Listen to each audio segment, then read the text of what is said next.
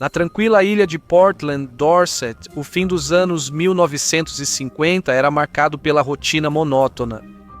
Mal sabiam seus moradores que seu enclave tranquilo logo se tornaria o epicentro de um drama internacional de espionagem. No centro dessa trama de traição estavam dois espiões britânicos apaixonados, um agente da KGB disfarçado de empresário canadense e dois comunistas americanos fingindo vender livros antigos.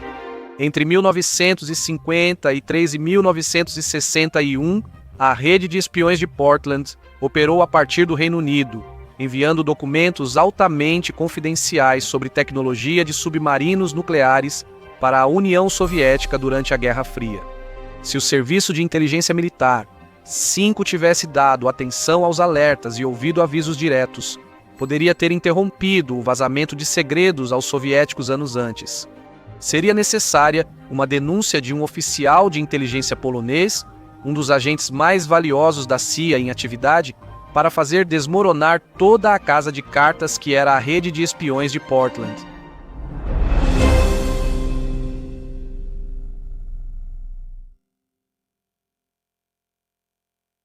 Em 1960, os britânicos voltaram à liderança naval com a terceira maior frota do mundo. A nação lançaria seu primeiro submarino nuclear, o Her Majesty's Ship Dreadnought. Essa era a joia da coroa britânica na crescente corrida armamentista naval com a União Soviética. O estabelecimento de armas subaquáticas do Almirantado reunia as inteligências da OTAN e britânica para pesquisas subaquáticas inovadoras e guardava muitos segredos navais. Os britânicos lideraram o desenvolvimento de tecnologias avançadas de sonar e furtividade, que funcionavam silenciosamente e detectavam navios e submarinos inimigos a quilômetros. No entanto, os pesquisadores mal sabiam que seus segredos mais bem guardados haviam sido lidos como um livro aberto pela KGB durante anos.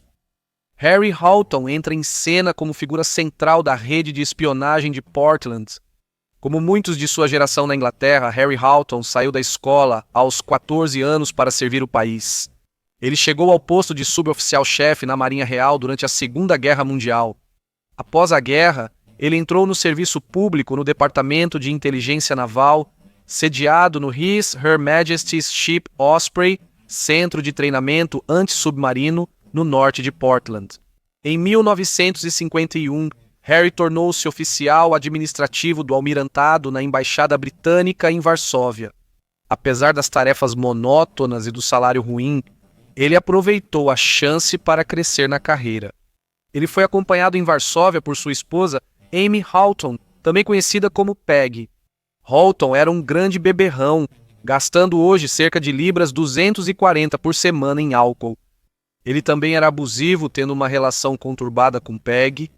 Ele a espancava, queimava com cigarros e ameaçava matá-la.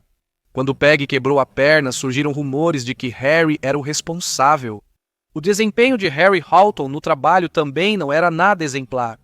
Ele era considerado incompetente pelo chefe, tinha uma personalidade desagradável e seu consumo excessivo de álcool não passava despercebido.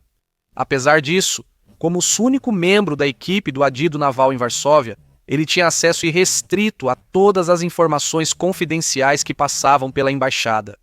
Pouco depois de chegar a Varsóvia, Harry conheceu e se apaixonou por Katerina, uma jovem polonesa esguia de 20 e poucos anos. Houghton desconhecia os métodos das agências de inteligência globais que usavam mulheres como iscas sedutoras para recrutar infiltrados. Harry Houghton já era naquela época um homem de meia-idade envolvido em um caso de amor com uma jovem que ele não podia sustentar. Varsóvia era uma cidade de escassez sob o comunismo. A posição de Harry lhe dava acesso a luxos ocidentais e ele viu que podia lucrar vendendo itens no mercado negro.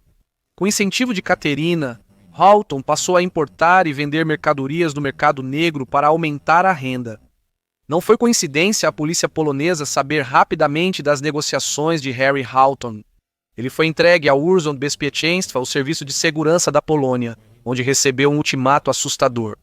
Espione para a Polônia ou arque com as consequências dos seus atos ilícitos. Diante do risco de perder o emprego e ser processado atrás da cortina de ferro, Harry Houghton aceitou o acordo traiçoeiro.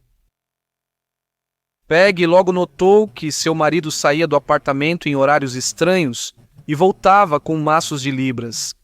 Harry atirava do quarto para telefonar à noite e frequentemente recebia homens poloneses suspeitos para reuniões secretas em seu apartamento. Harry justificava suas atividades dizendo que tudo tinha a ver com as mercadorias que ele vendia no mercado negro, mas Peg suspeitava fortemente que ele havia sido recrutado como espião. Em 1952, Harry Houghton foi demitido da embaixada e retornou à Inglaterra.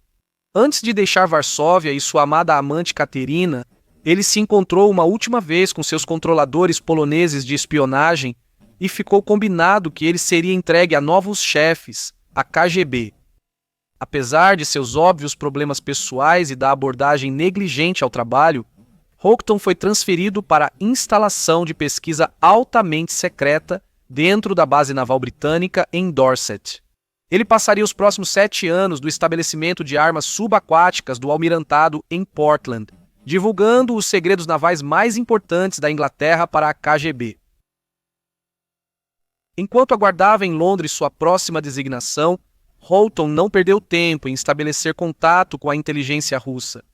Antes de sair de Varsóvia, recebeu o nome de um contato russo e logo o encontrou em um pub em Earl's Court. Depois de ser recrutado como agente infiltrado para a KGB, Harry foi equipado com uma câmera Minox em miniatura, um modelo que se tornou sinônimo durante a Guerra Fria por seu uso por agências de inteligência em todo o mundo. No estabelecimento de armas subaquáticas do Almirantado, Harry foi inicialmente confinado a áreas menos sensíveis e tinha pouco acesso a informações confidenciais. Ele conseguiu, no entanto, explorar as trocas de turno durante o horário de almoço para obter acesso ao cofre onde os documentos mais confidenciais eram guardados. A segurança era tão negligenciada na instalação que funcionários podiam levar documentos confidenciais para casa à noite como dever de casa. Essas circunstâncias permitiram que Harry transmitisse rapidamente informações aos russos, como plantas do Her Majesty's Ship Dreadnought e tecnologia avançada de detecção de submarinos. Harry Houghton não teria conseguido sozinho, e uma rede de espionagem nunca é formada por uma só pessoa.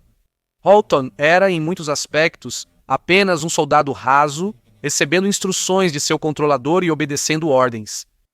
Gordon Lonsdale era um empresário canadense e comerciante de jukeboxes e jogos de azar, ou pelo menos essa era sua identidade. Seu nome real era Conan Molady, oficial da inteligência soviética. Molady nasceu em Moscou em 1922, mas aos 12 anos foi para a Califórnia continuar os estudos. Ele retornou à União Soviética em 1938, tendo aprendido inglês e se adaptado à cultura americana. Em 1940 foi convocado para o Exército Vermelho e atuou na inteligência militar russa na Segunda Guerra Mundial.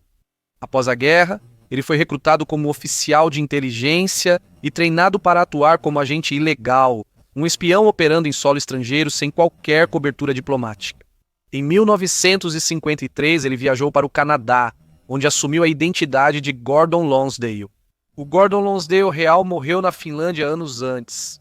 Em 1954, Molady foi enviado ilegalmente a Londres, onde conheceu e fez amizade com Harry Houghton em uma de suas viagens secretas.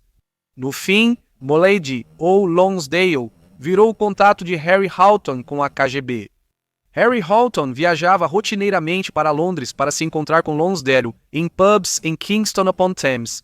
Lá, ele trocava rolos de filme com segredos navais fotografados com Lonsdale por dinheiro. Na década de 1950, Harry Houghton conheceu Ethel G., conhecida como Bunty, uma mulher de cerca de 40 anos que morava em Terrace House, cuidando da mãe idosa e da tia acamada. Ela trabalhava como arquivista no departamento de registros do estabelecimento de armas subaquáticas do Almirantado. Com seu casamento com Peg em crise, Harry e Bunty se apaixonaram perdidamente. Eles iniciaram um caso, passando horas bebendo no Elm Tree Pub em Langton Herring. Eles viajaram várias vezes a Londres fingindo ser um casal, ficando em hotéis caros e bancando os luxos com o dinheiro dos segredos vendidos a Lonsdale.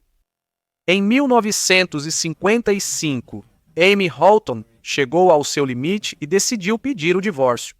Ela também decidiu denunciar o marido, convencida de que ele havia sido recrutado como espião durante o tempo na Polônia. Ela relatou ao almirantado britânico que seu marido sumia nos fins de semana, viajava sempre a Londres e, certa vez, ela achou em casa papéis marcados como ultra-secretos. Ela achou a câmera Minox que ele ganhou da KGB, com filmes escondidos sob a escada. Era de se esperar que o almirantado agisse de imediato, avisando a polícia e o serviço de inteligência militar. 5, mas nada foi feito. A história da Sra. Houghton foi descartada como nada além dos desabafos de uma esposa ciumenta e descontente. As autoridades britânicas não só ignoraram as informações fornecidas por Peggy Houghton, como também deixaram de agir após um relatório de 1956, feito por um diretor executivo da Estabelecimento de Armas Subaquáticas do Almirantado, que afirmou que arquivos confidenciais haviam desaparecido da sala forte da instalação.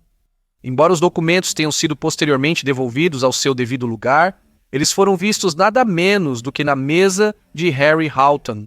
O diretor comentou que Houghton levava uma vida mais luxuosa do que podia, dirigindo um Renault Dauphine incompatível com seu salário. A única ação contra Houghton foi transferi-lo de volta ao início de sua carreira no serviço público na Her Majesty's Ship Osprey. Ele foi transferido para um setor sem acesso a material confidencial, mas isso foi insuficiente e tardio. Em 1956, Harry Houghton estava desesperado. Divorciado, ele deixou a casa e pegou dinheiro emprestado de Bunty, sua amante, para comprar e mobiliar um trailer onde pudesse morar. Ele não tinha mais acesso aos materiais secretos que vendia para os soviéticos e não conseguia manter o padrão de vida extravagante ao qual havia se acostumado. Bunty não era a única mulher com quem ele gastava dinheiro. Ele estava envolvido em vários casos extraconjugais simultâneos e muito caros. Até esse momento, Houghton estava relutante em envolver Bunty em suas atividades de espionagem, mas, incentivado por Lonsdale, Houghton decidiu que era hora de trazê-la para o esquema. Como arquivista, Ethel G. acessava todos os tipos de documentos ultra-secretos, além do permitido pela autorização de segurança de Harry.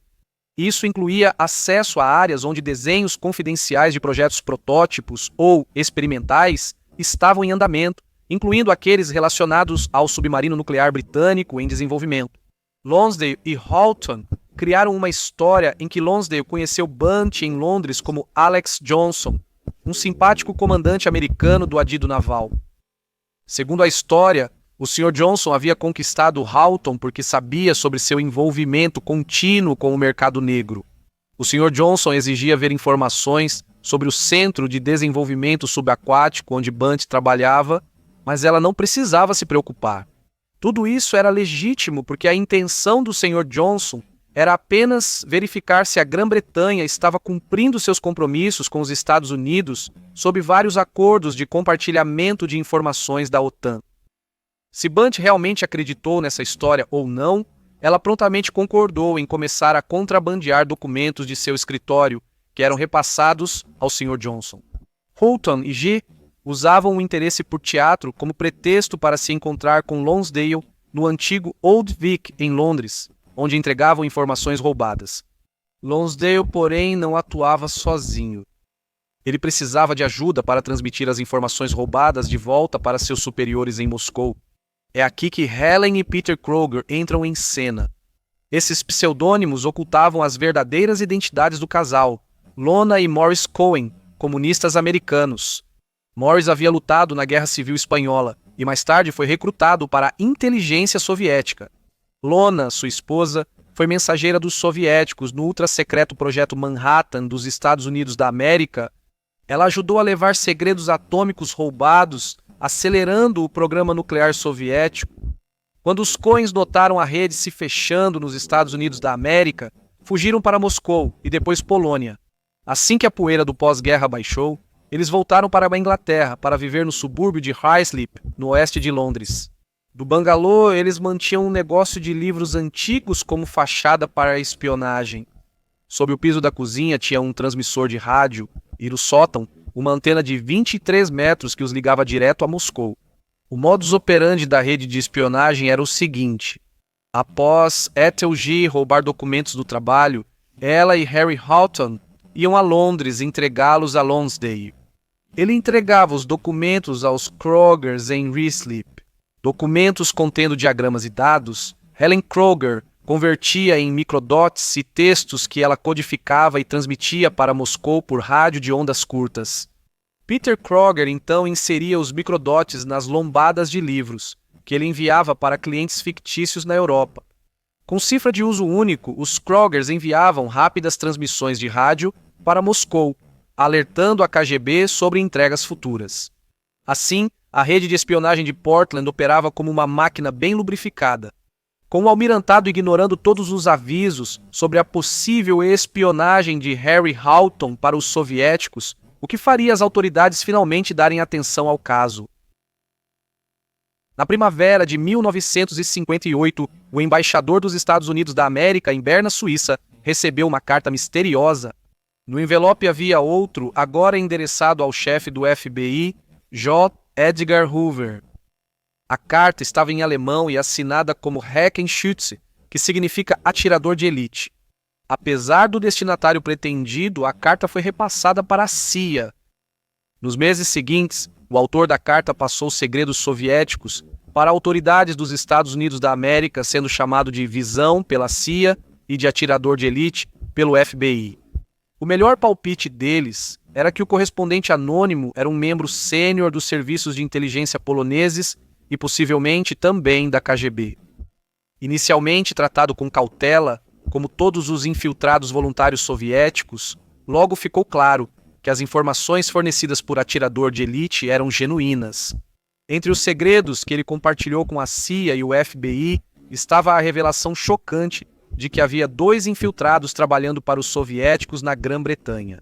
A denúncia dizia que um dos espiões trabalhava para o Serviço de Inteligência Militar, 6, e o outro dentro da Marinha Britânica. A inteligência americana repassou essas informações ao Serviço de Inteligência Militar, 5, que codinomeou os espiões desconhecidos como Lambda 1 e Lambda 2. Mais tarde, descobriu-se que Lambda 1 era George Blake, um comunista e agente duplo soviético que havia se infiltrado no Serviço de Inteligência Militar, 6. Após sua descoberta em 1961, ele foi condenado a 42 anos de prisão, mas ousadamente conseguiu escapar da prisão de Wormwood Scrubs e fugiu para a União das Repúblicas Socialistas Soviéticas. As informações da fonte soviética sobre Lambda 2 eram bem mais limitadas. A identidade do espião não pôde ser estabelecida inicialmente. Então, em março de 1960, Sniper enviou outra carta através do ponto morto da CIA em Berlim Ocidental. Desta vez, mais detalhes sobre Lambda 2 foram revelados, como o vazamento do manual secreto da inteligência naval e que seu nome seria Hupkiner ou Huppencourt. Em maio de 1960, tudo indicava que Harry Houghton era o infiltrado soviético. Não demorou muito para que as conexões fossem feitas e Ethel G. fosse identificada como cúmplice na espionagem. O almirantado britânico, embora relutante, teve que admitir que estava completamente comprometido. Liderada pelo agente responsável Charles Elwell, a Serviço de Inteligência Militar, 5 começou a investigar Houghton e G., atribuindo-lhes os codinomes Reverberat e Trellis, respectivamente. Eles ficaram sob vigilância e instalaram microfones secretos em casa. O casal passou a viajar frequentemente a Londres para encontrar um personagem misterioso e extravagante, suspeito de ser seu agente controlador. Esse homem era ninguém menos que Gordon Lonsdale. O Serviço de Inteligência Militar, 5, considerou cedo demais prender o trio, então meses se passaram enquanto coletavam provas e vigiavam os suspeitos de espionagem. Jogando a longo prazo, o Serviço de Inteligência Militar, 5, esperava que a observação contínua os levasse a outros espiões na rede de Lonsdale. Em agosto de 1960, Houghton e G. foram seguidos até Londres, onde foram vistos entregando um pacote para Lonsdale em troca de algo embrulhado em um saco plástico. Lonsdale foi então seguido pelo Serviço de Inteligência Militar, 5, até uma agência do Midland Bank, onde ele guardou uma mala e o pacote em um cofre. Agora era a hora do Serviço de Inteligência Militar, 5, agir.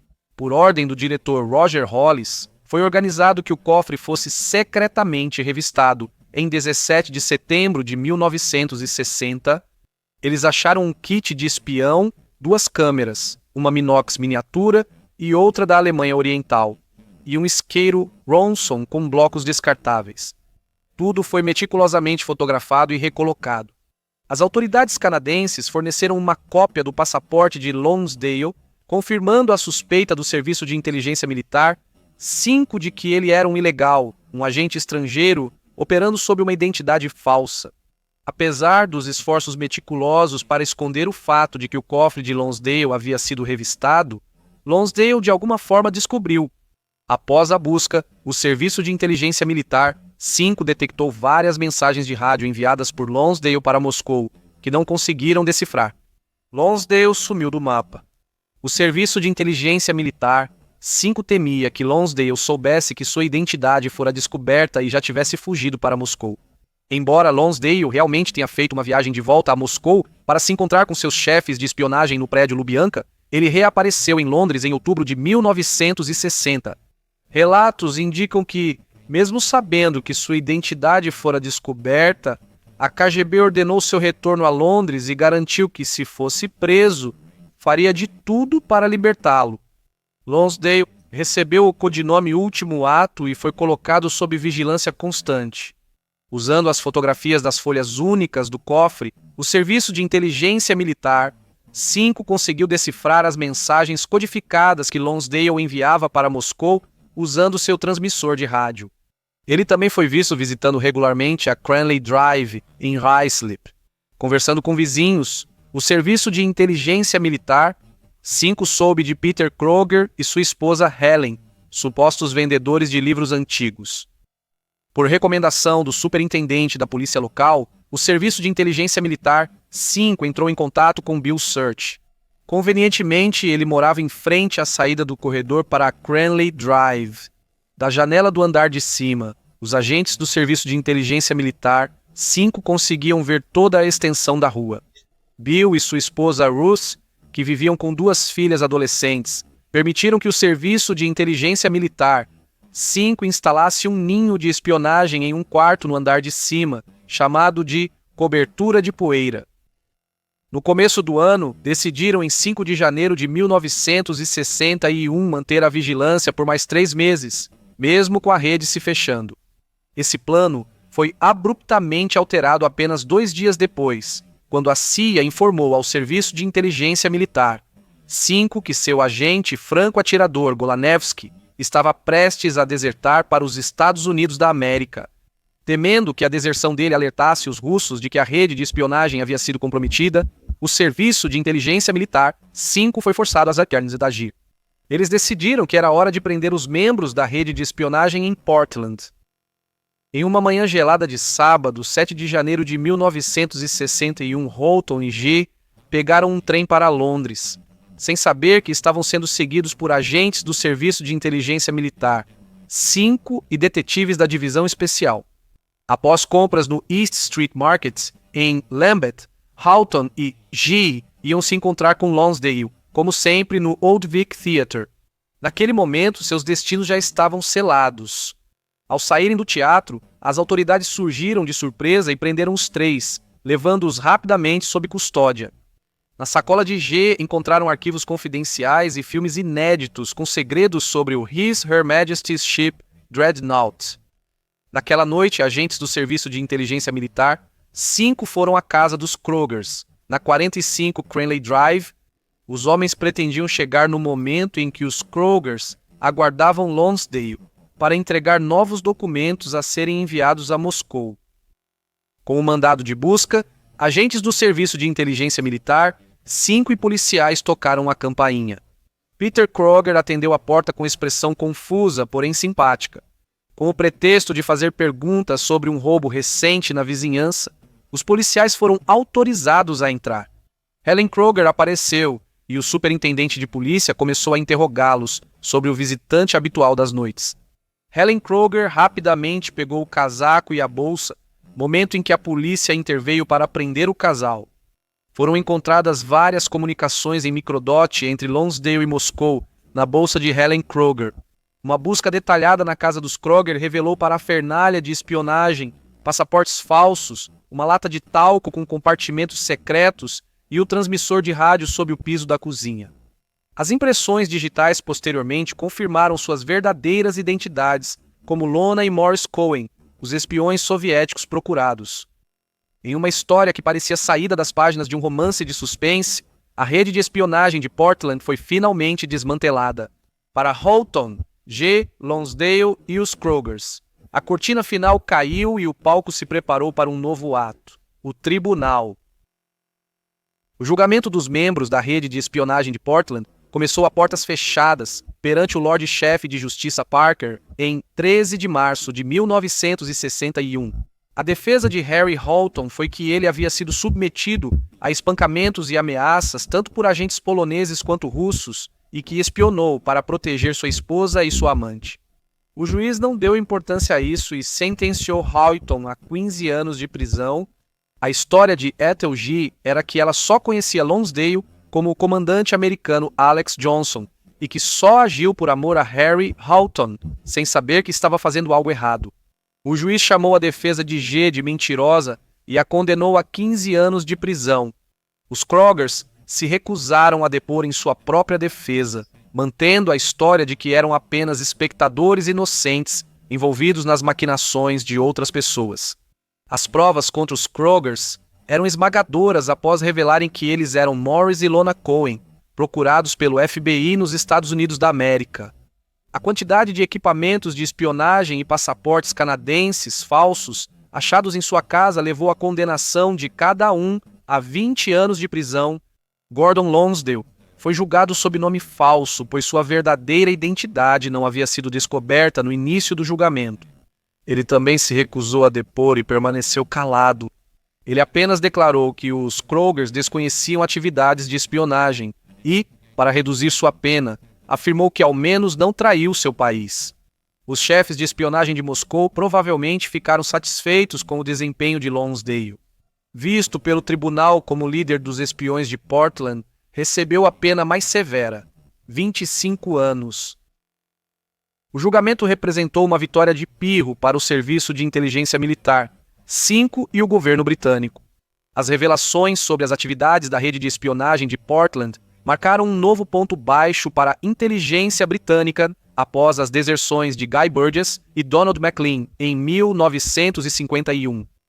Eles não sabiam que a situação pioraria meses depois com a prisão de George Blake, outro agente duplo britânico identificado pelo agente Sniper. Depois, o infame agente duplo Kim Philby desertou para a União Soviética em 1963. Ficou claro que, por décadas, a inteligência britânica e suas instituições foram totalmente comprometidas e enganadas pela KGB. O secretário do Interior britânico, Herb Butler, anunciou a criação da Comissão Roma para examinar as circunstâncias que levaram à contratação de Houghton e G. no estabelecimento de armas subaquáticas do Almirantado.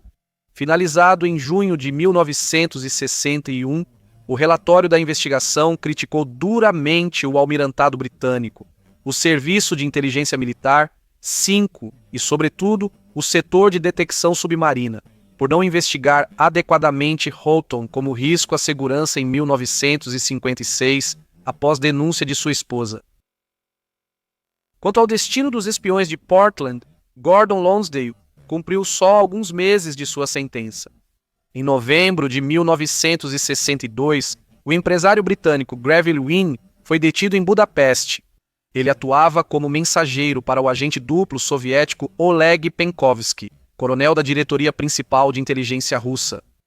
Cumprindo sua promessa, o governo soviético negociou uma troca de espiões com seus colegas britânicos. Em 21 de abril de 1964, Lonsdale foi retirado rapidamente da prisão de Winson Green e levado de avião para a Alemanha Ocidental, onde foi trocado por Greville Wynne. Conan Mollad morreu repentinamente em outubro de 1970, após um derrame durante um piquenique em família. O governo soviético fez uma homenagem póstuma com um selo postal em 1990. Em outubro de 1969, os Krogers participaram de outra troca de espiões, agora por Gerald Brooke, britânico preso na Rússia por acusações forjadas. Na Rússia, Yuri Andropov, presidente da KGB, os recebeu pessoalmente e entregou a Ordem da Bandeira Vermelha.